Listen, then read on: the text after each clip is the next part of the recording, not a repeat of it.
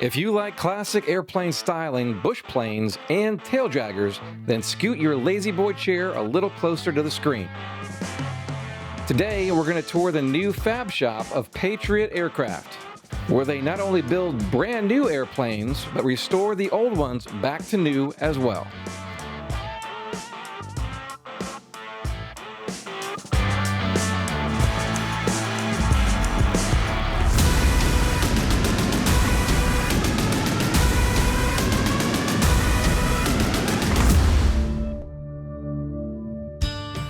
I traveled out to Centreville, Alabama, home of C&D Aviation and Patriot Aircraft. We did an episode a couple years ago when they were strictly only C&D aircraft and the engines, and now they've launched Patriot Aircraft and done several new builds, but they're in a new facility, so I thought I'd pop in and talk shop. Introduce yourself again in case somebody's brand new here. And what we're doing here. I'm Don Wade. I'm the owner, proprietor, and chief bottle washer and floor sweeper of Patriot Aircraft and C&D Aviation. We're here in Centreville, Alabama at the Bibb County Airport. Really nice place to be. One of the things is you almost have to pipe daylight in here, you know, because it's so far out in the country. So it takes us about 50 minutes to drive here from where our old shop used to be in Helena. And it is so nice down here because at night when you're chilling out, you know, and you just want to have a soda pop or maybe a cold one of some other kind of cerveza, and you see the stars. Yeah. It's just absolutely amazing. It's a beautiful place to be. So one of the advantages I see that you've moved to this location is the other one you were kind of spread out where you had an engine shop and you had an assembly area and you had a paint booth somewhere else off-site. Here you literally have everything under one roof. It's a very long building and we'll go a tour back here in just a minute, but everything's under one roof now. Yeah, it's nice. We got about 21,000 and some change square foot. We have our front area hangar with access to the airport, you know, so we open our new big power lift door, which is super nice. But you see a lot of airplanes in the back, and we have lots of room. And we made a mistake, though. When we first moved in, I looked at my brother and I said, you know, we'll never run out of space here. You know, yeah, it did happen. But we've got a place to work, really cool place to work. It's nice. Everything's insulated. And it's super nice being down here in Bibb County and working with the people at the Airport Authority. So they do a lot of work, a good cross-section of work on aircraft, but one of the things that they really specialize in is fabric aircraft and specifically tailwheel fabric aircraft. Yep. So, do they make any other kind of airplanes other than tailwheel? I think they do. I think I'm building one. You're building one of those? Those other kind of airplanes? Alternate aircraft. Yeah, it's called a nose dragger is what we call those. Yeah. So you can see which way the aisle that he swings here. But yeah, that's right. Let's give him a quick tour of what you got going on, because again, you got the new manufacturing, you got the paint fabric work you do, but you also do some restoration, and you got really a good example of many different aircraft here. So let's kind of walk around and just like a brief story of each aircraft here. We got quite a few projects, do a lot of annuals, of course, all fabric, but this is a 1947 PA-12. It belonged to some family up in Illinois, and now it's down this way. And anyway, this one is for sale, by the way, if somebody wants to buy one. But PA-12 is one of those airplanes you solo from the front seat, has a much wider cabin. Matter of fact, this is what we designed besides the Super Patriot, being designed around a PA-18 Super Cub. We took the width of this cabin is what we did so that we could have a much more roomier cabin in our airplane. So that's the PA-12 right behind us. Pretty neat airplane. So are you getting calls more and more for restorations or recovers? Oh, we're getting them all the time. I have to turn them down, unfortunately, because we're about a year out now on most everything, unfortunately. You know, we've got two different groups here, obviously working, but we're still as a main team. And so our issue right now, again, is restorations take such a long time to do them properly. You know, you've seen some of our stuff. You know, we've been on a lot of covers of magazines. We've been in magazines, and we do things to the next level. We don't do anything halfway, and it's nice having people call us about it. But if somebody really has a special one, we would love to do it, because that's what it's all about, is learning about the intricacies of these airplanes and stuff. Awesome. Then moving right along, next door, you've got a one-winged carbon cub. What's going on with this? This little guy right here was taxiing and bumped into a tree and messed up the wingtip. And unfortunately, the wing had to come off to get it fixed. But, you know, even though we're C&D Aviation and Patriot Aircraft, you know, we're into Taildraggers, fabric airplane. And this guy is Old Glory. Probably seen it in a magazine as well. And so we're repairing that wing and getting it all back up to snuff.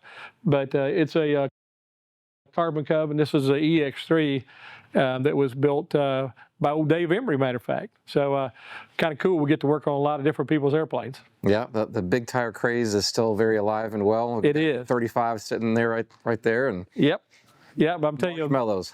Well, the big tires are really cool, and of course, it's got the Acme shock suspension on it. You know, I mean, just a fantastic airplane. And again, we don't really care what the manufacturer is. If it's a Taildragger, we're going to work on it, and you'll see that we've got a lot more different variety over here that we can show you. So, here on the other side, let's walk over here to probably one of our most famous airplanes. It's really what got us started working with the EAA. I flew this airplane after we restored it to Oshkosh, and it was sitting in the front row when we had the Cubs. It was 80 to Oshkosh, the 80th anniversary of the Cubs.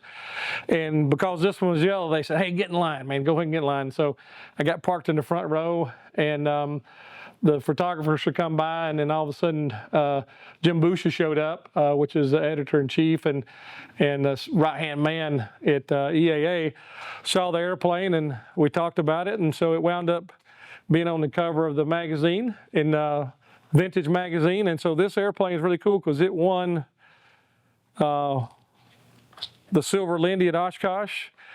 It's won Grand Champion at Sun and Fun, and it's won Grand Champion at Sentimental Journey, and it's also won Grand Champion at Surfy down south. So very, very nice airplane. It's a pretty much one of a kind. It's got the original engine that came with from the factory, original spars, original ailerons, and so we took a lot of detail, making sure it was back as original as possible. And the guy that owns it now is in Ohio. Matter of fact, we're waiting for the weather to get better so that it can get flown to Ohio to the new owner. But all the screws are flat tip screws. Everything's cad plated white. I mean, it's a real special airplane. We've really enjoyed building this airplane. So you guys have kind of figured out the recipe for success for these awards. What is kind of some of the key points that really get you that? I think for us, it's the hard work and attention to detail. You'll go up front in a minute, you'll see some of the sanding that the guys are doing in the preparation of parts. You know, because if you don't prep it and get everything really, really nice, you know, the paint job doesn't look good. I mean, if you see one of our paint jobs, it's kind of like a mirror finish. It's something we're real proud of.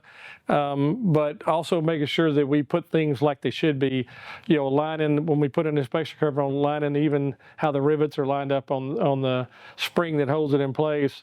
Stuff like that's what makes the difference. How safety wire is done, so that you got the right count. It's just a lot of little details. Just like this airplane here, there's not a wire tie anywhere on it because it used brass safety wire back in the day to hold things in place, and that's exactly what we done. Even the firewall where penetrations go through, they used a plumber's putty to seal the holes up versus like a red silicone. It's got leather baffling, and it's got safety wire where it's been stitched into place. That's how far we go in details. This is not staples, that's safety wire that's run back and forth and across. And that's what holds the baffling material, the leather baffling material in place. And again, like I say, if you look right here, brass safety wire, brass safety wire, brass safety wire. And even here, this has got aluminum scat tubing. Aluminum scat tubing is something that's very hard to deal with. You know, it's not like your regular scat tubing, you know, that's flexible, easy to work with. But so it's even got the aluminum scat tubing on it. And then one of the last details is this little guy right here. So this is the chafing for the cowling itself. And that comes off of Model T Ford. So that's how it would have been done back in the day. So that's how we did it too. Dynon Avionics at Dynon.com, offering everything from state-of-the-art glass cockpit options to advanced control modules that power and control your entire aircraft. Gratia Aero Group at GratiaAero.com, proudly representing these best-in-class brands for experimental general aviation. Sure Wings, BD Aviation, and MW Fly. KFA, Kitplanes for Africa, engineered for adventure and built for the bush is their motto, offering several STOL kit aircraft options like the Expedition, Safari, Bush Baby, and Explorer. Find them online at kitplanesforafrica.co.za. Visit us online at experimentalaircraftchannel.com for all things DIY aviation. And consider supporting us on our Patreon page to help us bring you more original aviation content. All right, so just a quick mention of some of the other products. You got something on floats here. You got a wing being built. You got another carbon cub and another fuselage over there. Just a good cross section again. Well, the thing is we need to talk about, like I say, we've got Huskies. We got one that we're restoring. Of course, we got this one. We're doing an annual on the props out at the prop shop right now. So Husky is one of our favorite airplanes as well. And of course, you see the wing. This is the one off Old Glory that we've already put the new ribs on. We got one more riblet we're waiting on. And then we got another carbon cub that we're doing an annual on right here. And then, of course, the big boy is this one back here. We kept trying to hide it from you in our last video, but now we can show it to you firsthand for sure. This is a Super Patriot that's under construction with a builder assist program we're doing with the customers out of Kansas City. So come on this way, see a Super Patriot Mark II being built. And about how many of those are built in the last couple of years since you started? This will be number 4 as far as the Super Patriot is concerned. We have 2 of the Recruits, which is our light sport version. And you know, your video showed the very first one, which was the 50th anniversary airplane for Oshkosh, for EAA, its 50th anniversary. And then, of course, the next one was the one we built with the kids at the Lakeland Aero Club, the Recruit. So we have 6 total airplanes out there on the market from Patriot Aircraft. And between doing all this other stuff you do all day long. Yeah, and you know, the good part about what we do here is we've tried to take everything we've learned from everybody. You know, of course, like I tell her for sure, the Super Patriot would not be in existence if it wasn't for Piper Aircraft. You know, the Super Cub is the basis of this airplane as far as the bones. The width of it is based on the PA-12 that we showed you earlier. You know, what we have here would not exist without what Mr. Piper did back in the day. So we're just kind of proud to kind of continue that along. But come on over to the Super Patriot. This one's in the process. The customer will be back next week to finish it up. We're fixing to take it up and do its final painting. But everything on the backbone you can see is kind of all open. And one of the things that's kind of neat, again, like I say, is all that comes off. So now when you get ready to inspect the airplane, it's a huge, huge deal. I could actually touch every weld cluster in the whole entire frame of this airplane. I don't have to use an inspection mirror. I can see everything. So the jack screw, if anybody's ever had trouble with a loose jack screw from wear and tear, that's eliminated here. So now I can take the cover off and you can get to it, replace it without having to do anything. This is a neat little feature because I'm an ex-military guy, and so this is the sliding part of the turtle deck. But this little guy right here is probably one of my favorite pieces because it's got the American flag on it. So, and of course the Patriot Aircraft. But that's our latching mechanism that opens and closes and locks the turtle deck in place. I tell you something that I hadn't told anybody, that you'll be the first, is we actually tested this about a month ago with it all the way open, doing 120 miles an hour with that turtle deck open. We wanted to see what it for sure would do. Everything says it would do it, but now we know it will do it. I was the pilot and this guy was slid back, no special latching, just like it comes. At 120 miles an hour, she was perfectly fine and happy. So what is this monster sitting in your hangar here? This little guy. Little guy. Yeah, little guy. This is a little one in here. No, this is a 1942. This is an AT-19, which basically is a gull wing Stinson Reliant. It was sold to the British, and they used it for hunting ships and stuff like that. And so it has 200 hours of actual military time. And so it's pretty neat seeing the bare bones of one of these guys. We're getting ready to start the covering process on it now. Looking forward to doing that, but yeah, it is a challenge. She's big. She is definitely big. That looks like a decade-long project. You know, that's the thing with the group we have here. It'll actually go pretty quick. We'll have it covered, the wings and everything. We've already did all the tail feathers. They're already done, but should take us about a month from start to finish on covering. And then it'll go into paint, though. That's what's going to take the longest is, you know, again, our finish is based on the prep work that the guys do up here. You're going to get to see in a minute.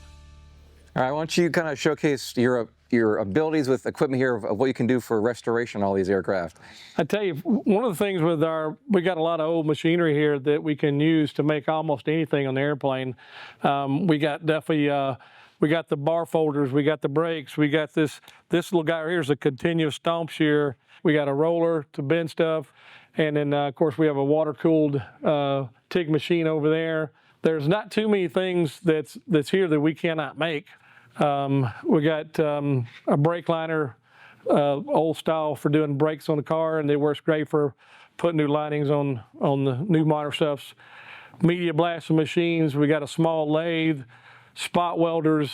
There's just not much that we can't do with these old style airplanes, and that's the big thing. You guys are officially airframers and, that's right. and restorers, so you got to have it available to you. That's right, that's right. So we don't have them in here, but we have jigs set up to build frames, all kind of different things. So, and of course a small sheet metal table that we can make whatever we want here in-house.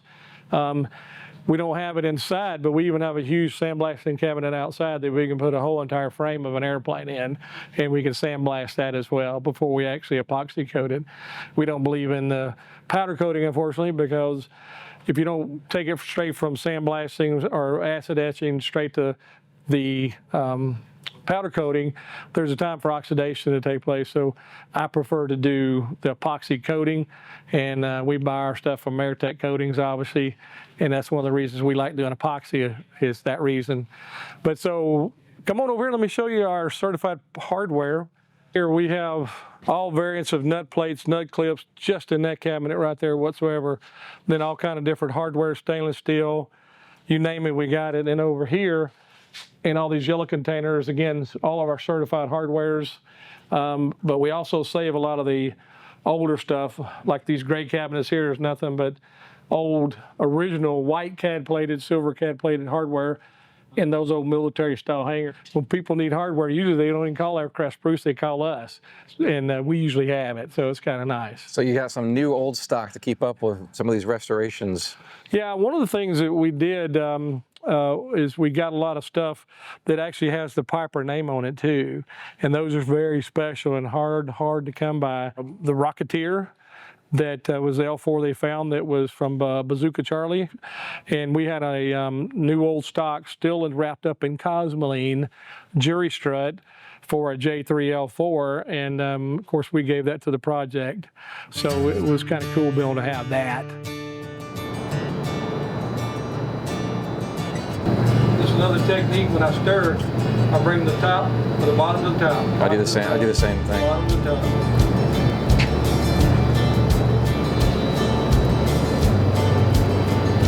Do the long forward.